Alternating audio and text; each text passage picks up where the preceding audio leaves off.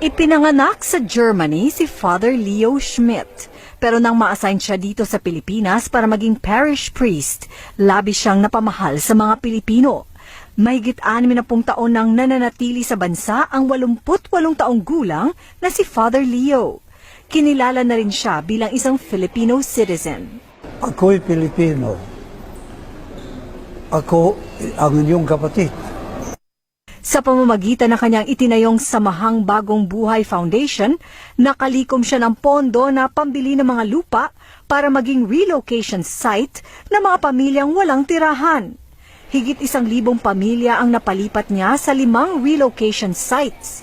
Nung wala na po ako matirhan, doon ko po nakita na sabi ko, talagang mabait ang Diyos. Talagang si Father Leo talaga yung binigay niya instrumento sa amin. Ang malalim na dedikasyon ni Father Leo sa mga mahihirap ang dahilan para gawaran siya ng St. Teresa Award 2016 ng grupong JCI Manila.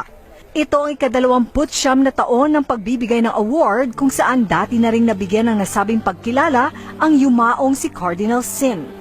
What they saw was his contribution and the number of families he helped. 2 beses din nagkatagpo sina Father Leo at Mother Teresa dito sa Maynila at sa India. Of course there is hope. There is hope if they turn around from makasarili, makatao at makatiyos.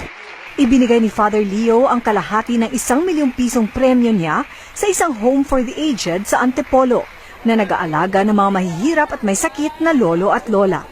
Apples Halandoni, ABS-CBN News.